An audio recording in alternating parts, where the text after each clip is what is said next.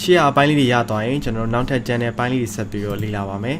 dika jaya general license double load a binary set to me one the bio general loy kuzon pita bi shima jo pandunet twenty yabi background piona yabi so the bio macat about no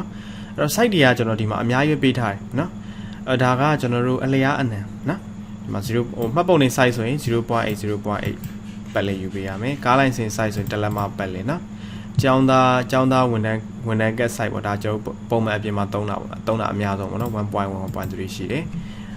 တခြားဟာတွေတော့တချို့နေရာတွေမှာ3.3လိမ့်မယ်ပေါ့နော်ကျွန်တော်ရှိမှာတော့ကျောင်းသားဒီဝန်ထမ်းကက် size ပေါ့နော် 1.1 1.3 size လေးလောက်ကြတာများတယ်ပြီးတော့မှတ်ပုံနေ size ပေါ့နော်မှတ်ပုံနေ size လောက်ကြမှတ်ပုံနေ size လုံးမယ်ဆိုကျွန်တော်အဖြူနာမည်အကောင်လုံးသုံးပေးရမှာနော်ကျောင်းသားဝန်ထမ်းကက် size ကကျတော့နောက်ခံအပြာလေးနဲ့ပေါ့နော်ဒါလေးလုပ်ပေးရမယ်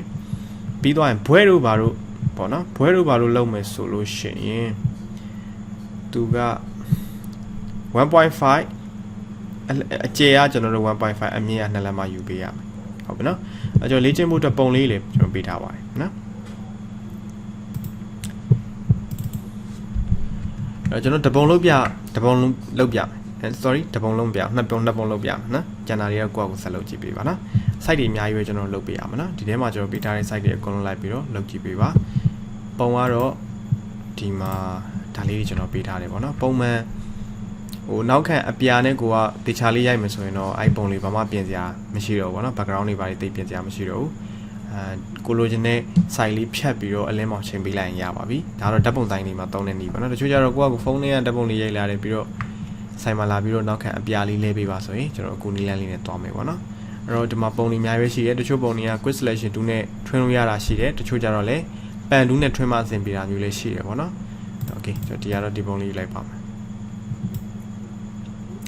အဲတော့ကျွန်တော်ကဘာလုပ်မလဲဆိုတော့မှတ်ပုံနေ site ကလေးလုပ်ကြည့်မယ်နော်မှတ်ပုံနေ site က file နဲ့က new တွေကိုတွားလိုက်မယ်နော် inches 0.8 ပတ်လေး 0.8 မယ်နော် print မှာဆို resolution 300ယူမယ် color mode ကိုကျွန်တော်တို့ grayscale ပေါ့နော်ဖြူနေမဲ့ယူလိုက်ပါမယ်ပြီးတော့ okay ပါပြီးကျွန်တော်ဒီမှာအရောင်လေးကိုအောက်ခံရောင်လေးကိုကျွန်တော်တို့ color over လေးတွေကိုတွားလိုက်မယ်နည်းနည်းနုတဲ့အပိုင်းလေးပေါ့အရောင်လေးနည်းနည်းလင်းတဲ့အပိုင်းလေးထားလိုက်ဒါလာပါနော် okay ဒီမှာကျွန်တော် grayscale color mode ကိုတုံးထားတာဆိုတော့အရောင်ထည့်လို့တော့ရမှာမဟုတ်ဘူးเนาะကျွန်တော်တို့မှတ်ပုံနေ site ကများသောအဖြစ်ဖြူနေမဲနဲ့ပဲလောက်ရတာများပါတယ်ဒီပုံလေးကိုကျွန်တော်ထွင်းမယ်ဘာလို့ထွင်းမလဲဆိုတော့လောလောဆယ် quick selection 2နဲ့ထွင်းကြည့်မယ်เนาะအဲ့ပန်တူကျွမ်းဝိုင်းကြိုက်တဲ့ tools နဲ့ကိုအဆင်ပြေသလိုထွင်းလို့ရပါတယ်ပန်တူကြီးတောင်းရမယ်လို့အမြဲတမ်းတောင်းရမယ်လို့မဆိုလိုပါဘူးเนาะကျွန်တော်ဒါရှေ့မှာလည်းပြောခဲ့ပါတယ်အဲ့ quick selection 2ယူလိုက်မယ် keyboard က W ကိုနှိပ်လိုက်ပြီเนาะပြီးသွားရင် selection လေးပေးပါ site ကိုလည်းတားကြီးမကြီးနဲ့ပေါ့ဒီလောက်ဆိုရကိုတစ်ပိုင်းလောက်ပါသွားရင်ရ site လေးနည်းနည်းပြန်သေးလိုက်မယ် site သေးတာကြီးရလဲရမှာเนาะကျွန်တော်တို့ keyboard မှာ4000ကွင်းအဖွင့်အပိတ်ကြီးလေးရှိရနော် enter key နားမှာပဲအဲ့ဒါလေးနဲ့ကျွန်တော်အကြည့်သေးပြောင်းလို့ရပါတယ်ပြီးမှမလိုတိုင်းကျွန်တော်ပြန်ဖြတ်လိုက်မယ်ပန်တူးနဲ့နော်ဒါတော့ပိုလွယ်သွားတာပေါ့နော် okay ဒီလောက်ပဲကျွန်တော်ယူလိုက်မယ်ပြီးရင် selection ပြောင်းမြန်လာမယ်ဆိုတော့ control shift I ပြီးတော့ delete ပြီးရင် control D နဲ့ selection ဖြောင်းမှာနော်အဲ့ကျွန်တော်ဒီမှာမလိုချင်တဲ့အသားလေးပါနေသေးတာဆိုတော့ပန်တူးလေးယူလိုက်နော် keyboard က P ကိုနှိပ်ပြီးရင်ထွင်မယ်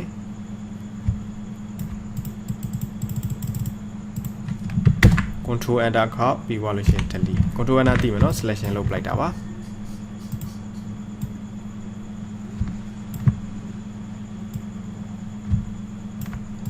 quick selection 2နဲ့ထွင်များသောဖြင့်ပုံကလေအနားတက်လေးတွေအချွန်တက်လေးတွေများတက်တယ်အဲ့ဒါဆိုရင် refine ထဲမှာသွားပြီးတော့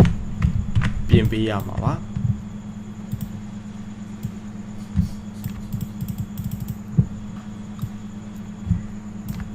ပုံမှန်ကျွန်တော်ဖြင်းစားအပြာလေးနောက်ကထားပြီးသွားရင်တခြားလေးရိုက်လိုက်ပါတော့ဒါဆိုရင်ကျွန်တော်တို့အလင်းမောင်ပဲချိန်ပေးလိုက်ရပါပြီအလင်းမောင်နောက်တစ်ခါမျက်နှာမှာဆက်ပြောက်ရှင်ဆက်ပြောက်လေးပေါ့ဒါလေးတွေကိုကျွန်တော်တို့ပြင်ပေးလိုက်ရသွားပြီပေါ့နော်ဒါကကျတော့ဖုန်းနဲ့ရိုက်ထားတဲ့ပုံပြင်ပေးရတဲ့အပိုင်းပေါ့နော်အကြမ်းမဲ့လုပ်လိုက် okay ရသွားပြီဒီပုံလေးကိုဟိုဘက်ကိုယူသွားလိုက်ပါနော် control A control C control F control V control T နဲ့ကျွန်တော်ဆက်ချုပ်လိုက်ပါနော် shift ပြီးဆက်ချုပ်နော် ရှင်းမဖြစ်ပုံရဲ့ site ကပြတ်သွားပြီးတော့ပြပြကြီးတွေရှည်ကြီးတွေဖြစ်သွားပါလိမ့်မယ်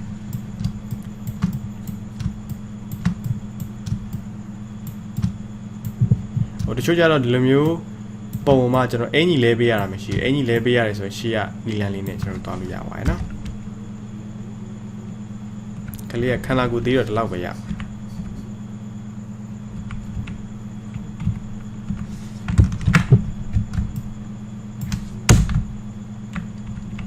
โอเคဒီလောက်ပါနော်ဒါဆိုရင်ကျွန်တော်တို့အောက်မှာပုံနေတဲ့သားကြီးကိုဖြတ်ပလိုက်မယ်နော်အဲ့တော့ crop to you keyboard က C ကိုနှိပ်ပါပြီးတော့ကျွန်တော်တို့ချိုးထားတဲ့ size လေးထည့် 0.8 enter ခါတကယ်လို့ size ကတိတိလေးတွေမှာဖြစ်နေနော်အဲ့တော့ ESC key နဲ့ကျွန်တော်ထွက်လိုက်ပါဒါဆိုရင်ပုံမှန် size လေးရသွားပြီပြီး enter ခောက်ပါဒါဆိုအောက်ကမလိုတဲ့ဟာတွေမရှိတော့နော်ပုံနေတဲ့ဟာတွေမရှိတော့ okay ရပြီဆိုရင်ကိုအလင်းမအောင်ချိန်လို့ရတယ်ပြီးတော့အရောင်ဟိုမျက်နှာမှာရှိတဲ့အဆက်ပြောက်လေးချိန်လို့ရတယ်ပေါ့နော်အဲ့တော့ကျွန်တော် level ခေါ်လိုက်မယ် control L ဒီလိုလောက်ထားလိုက်ရပါနော်ပြီးတော့ okay ပါပြီးဒီနှစ်ခုကိုပေါင်းလိုက်တော့မယ် control E နဲ့နော်ချောသားကြီးဆိုပေါင်းလို့ရတယ်ပြီး final view တွေတော့တချို့ကျတော့လေ A4 ထဲမှာတခါတည်းစီတာရှိတယ်တချို့ကျတော့လေ A4 မှာကျွန်တော်တို့၄ပိုင်းပိုင်းလိုက်တယ်ပေါ့နော်၄ပိုင်းပိုင်းပြီးတော့ 4/6 site ပေါ့နော်အမှန်တော့ A4 ကို 4/6 လေးပုံမကဘူးနည်းနည်းလေး site လေးနည်းနည်းကျုပ်နေပေါ့နော်အဲ့တော့ A4 ၄ပိုင်းပိုင်းပြီးသွားလို့ရှိရင် A4 site sorry ဒီ၄လက်မ9.8လက်မအရွယ်လေးကိုအဲ့ထဲမှာကျွန်တော်တို့စီပြီးတော့ထည့်တာမျိုးလေးရှိတယ်တချို့ကျတော့လေ A4 အရှေ့တိုင်းကိုပဲဒီပုံလေးတွေစီထည့်ပေးတာမျိုးလေးရှိတယ်ပေါ့နော်ကျွန်တော်နှစ်မျိုးပြပေးပါမယ် A4 print ထုတ်မယ်ဆို CMYK color ပါမှာ inches ပြ okay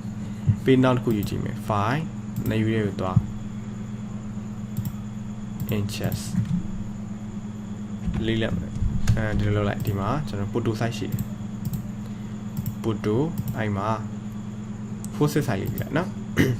တကယ်တော့ A4 ၄ပိုင်းပိုင်း 4/6 size အပြည့်မရှိဘူးနော်နည်းနည်း size လေးလျော့သွားတယ် okay ပြီးသွားရင် resolution 300 CMYK color print ထုတ်မှာဆိုတော့နော် okay A4 မှာဆိုလို့ရှိရင်ဒီပုံလေးဒီဘက်ဆွဲလာလိုက်ကျွန်တော်ဒီမှာ C ပေါ့နော်ပွားခြင်း order လေးဖိပါပြီးရင်ဒီပုံလေးကိုဖိဆွဲပေးပါညီခြင်း shift ပါဖိတာနော် order ရဲ့ shift ကဖိထားလိုက်ပါ okay ပြီးသွားရင်အဲ့ layer နှစ်ခု select ပေးပြီး order ဖိပြီးတော့တစ်ခါပြန်ပွားပြီးအဲ့ layer တွေအားလုံးပထမဆုံး layer လေးတစ်ချက်နဲ့ shift ကိုပြီးအောက်ဆုံး layer လေးတစ်ချက်နဲ့ order ဖိပြီးတော့ထပ်ပွားဒီလိုမျိုးကျွန်တော်တွားလို့ရပါတယ်ဟုတ်ပြီနော်အဲ့ပထမဆုံးတစ်တန်းကိုညီအောင်လုပ်လိုက်ပေါ့ညီသွားပြီဆိုရင် control E ပေါင်းလိုက်နော်ပြီးသွားရင် order ဖိတစ်ခါပွား order ဖိပွားပြီးဒါလေးတွေအကုန်လုံး select ပေးတစ်ခါပြန်ပွား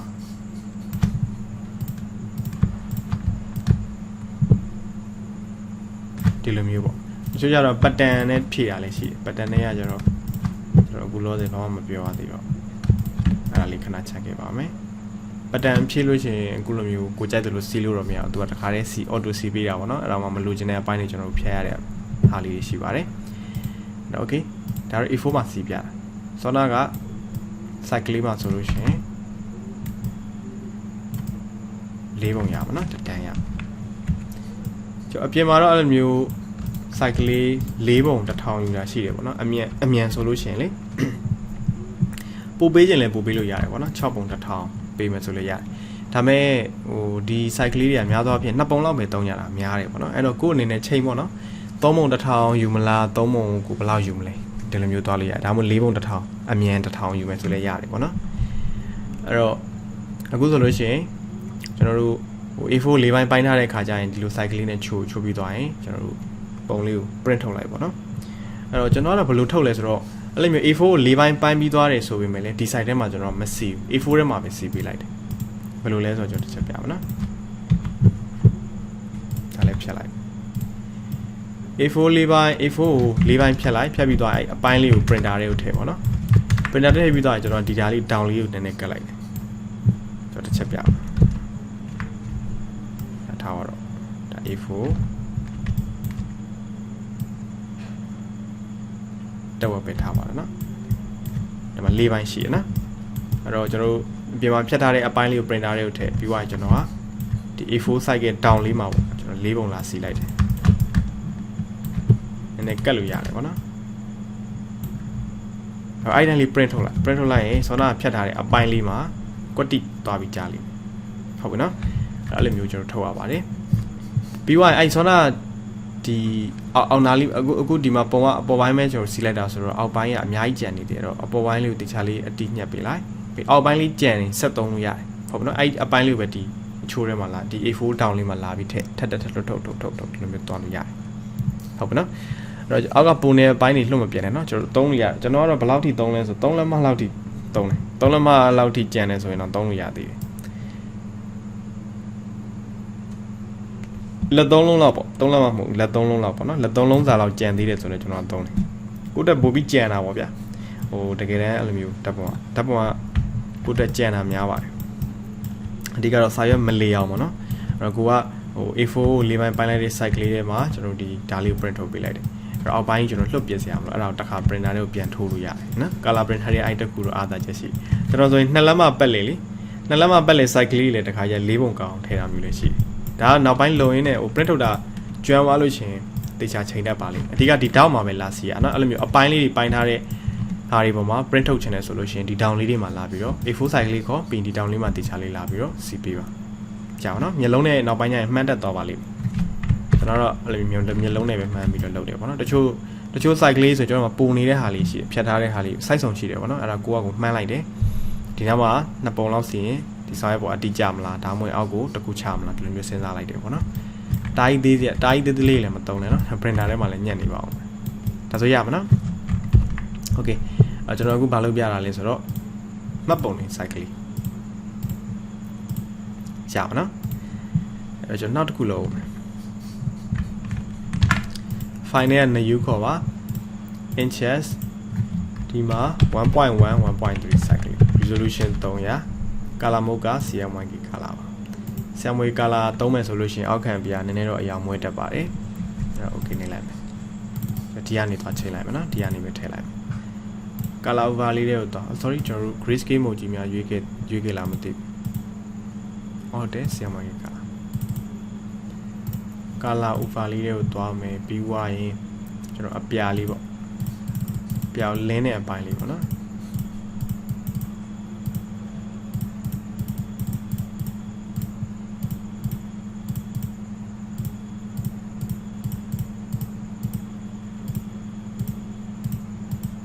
ဒီလောက်ပါနော်ပြီးတော့ okay ဆောနာပုံလေးပဲယူလိုက်မယ်နော် control C control F control V control D shift ဖြစ်ပြီးတော့ဆွဲချုပ်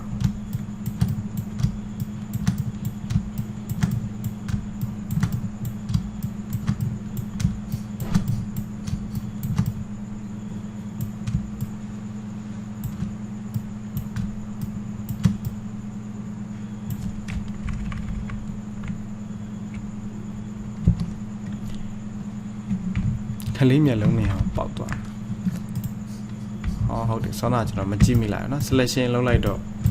selection လုပ်ပြီးဖြတ်လိုက်တာဒီနေရာပေါက်သွားပုံရတယ်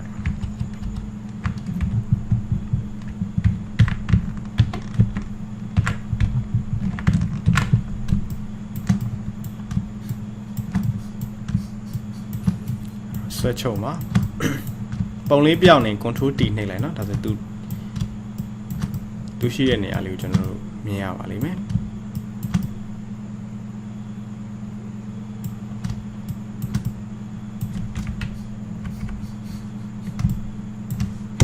ပြီးတော့အဲ့ဒါခေါက်ပါနော်အဲ့ဒီချာလေးအချိုးချရပြီဆိုရင်ကျွန်တော် crop to you ပြီးတော့ရင် 1.1 1.3 resolution 300ပါကြာပြီဆိုကျွန်တော်အဲ့ဒါခေါက်ပါ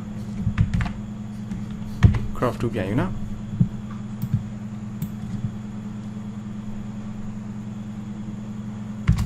ခေါက်ပါရတာโอเคအဲ့မှာအလင်းမောင်ချိန်လို့ရတယ်မျက်နှာအဆက်ပြောက်တွေဖြောက်တာတို့ဒါတွေကျွန်တော်လုပ်ပေးရမယ်ဟုတ်ပြီနော်ကာလာပြန်ချိန်တာတို့ပါလို့သွားရမယ်အဲ့စင်တွေအားလုံးပြီးသွားရင်ကျွန်တော်ဘာလုပ် control E နဲ့ပေါင်းပါပြီးတော့ A4 size ကလေးကိုထည့်ပါနော်ကျွန်တော်ဒီ size ဆိုရင် A4 size မှာပဲစီးပေးလိုက်တယ်ပေါ့နော် CMYK color resolution 300ပြီးသွားရင် okay ပေါ့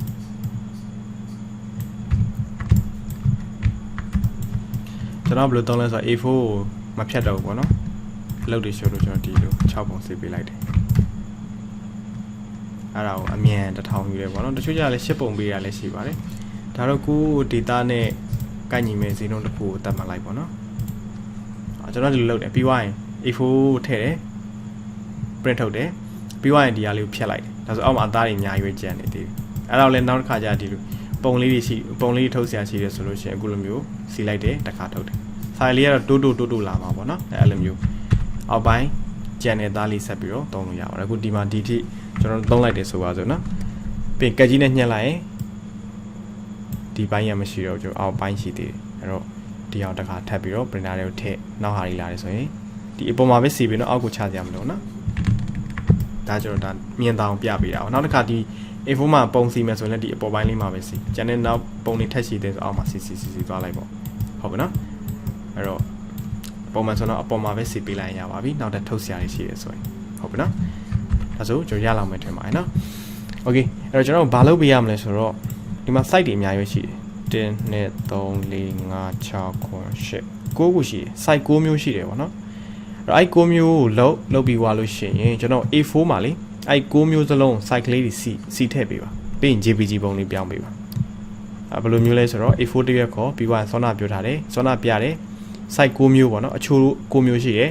အဲ့9မျိုး site တိုင်း passport လေးအများကြီးလုပ်ပြီးွားရင်ဒီ A4 မှာ site စုံလေးလာထည့်ပေးပေါ့နော်တေးရရှိမယ်ကြီးရရှိမယ်ဒီလိုရှိမယ်ပြီးွားရင်ပွဲ site ဆိုလို့ရှိရင်အကြီးတွေရှိမယ်အကုန်လုံးတမျက်နှာနဲ့ကောင်းအောင်ကျွန်တော်ထည့်ပေးပါမကရင်လဲကျွန်တော်2ရက်သုံးပေးပါနော်2ရက်သုံးပြီးတော့ကိုလုတ်ထားတဲ့ဟာလေးကို JPG လေးပြောင်းပြီးွားရင် folder တစ်လုံးမှာတင်ပေးပါပြီးကျွန်တော်အဲ့ဒါလေးပြန်ပို့ပေးပါကျွန်တော်စစ်ပေးပါမယ်နော်ဟုတ်ပြီနော်အဲ့တော့အနားတက်လေးတွေတခြားချုံးမွေးအောင်လုပ်ပါပြီးအယောင်လေးတခြားချိန်မှာ level ခေါ်ပြီးမတုံးလေးကစားကြည့်မရသေး highlight တုံးလေးကစားကြည့်မယ်ပုံကြီးကတအားအယောင်ပြင်းနေတာတို့ဘာလို့ဆိုရင် hue and saturation ကိုသွားပြီး saturation ချတာတို့တင်တာတို့ကျွန်တော်လုပ်တင်တယ်ပေါ့နော်ဒါတော့အယောင်အတိုး shot ပေါ့ပြီးအယောင်လေးကအနီဘက်ကိုတန်းနေတာတို့အဝါဘက်ကိုတန်းနေတာတို့ဆိုရင် color balance လေးခေါ်ပြီးတော့ချိန်လိုက်လို့ရပါတယ်နော်အဲ့တော့အလင်းတင်လို့ရှိရင်အများနဲ့ပုံဖွာသွားတတ်တယ်အဲ့ဒါဆိုရင် image adjustment တွေက brightness and contrast ခေါ်ပြီးတော့ contrast လေးနည်းနည်းတင်လိုက်ပေါ့နော်ဒါဆိုရင်တော့ပုံကကြွသွားပါလိမ့်မယ်ဟုတ်ပြီနော် okay ဒါဆိုကျွန်တော် exercise က site 9မျိုးပေါ့နော်အချိုး9မျိုးရှိတယ်အဲ့ဒါကို A4 ထဲမှာလုပ်ပြီးသွားလို့ရှိရင်အားလုံးစီထည့်ပေးပါပြီးရင် JPG ပုံလေးပြောင်းပြီးရင်ကျွန်တော်ပြန်ပို့ပေးပါပုံကတော့ကျွန်တော်အခုဒီဟာလေးသုံးပြရတယ်ပေါ့နော်ပုံ3ပုံပေးထားပါတယ်အဲ့3ပုံတွေက3ပုံစလုံးကိုလုပ်ပေးမယ်ဆိုရင်ပိုကောင်းပါတယ်3ပုံစလုံးမတူအောင်လုပ်ပေးပါနော်9မျိုးရှိတော့ကျွန်တော်တို့တပုံ3 site 3ခုလုပ်လို့ရမယ်နော်ဒီတယောက်ကို site 3မျိုးလုပ်ဒီကလေးလေးကို site 3မျိုးလုပ်ဒီကောင်လေးကို site 3မျိုးလုပ်ပေါ့ဒါဆိုရင်3 6 9မျိုးပေါ့အချို့9မျိုးရ site 9မျိုးရပြီနော်โอเคဒါဆိုဒါလေးကိုစမ်းကြည့်ပါမရတာရှင်းတော့ကျွန်တော်ပြောပြပါနော်အဆင်ပြေပါစေခင်ဗျာ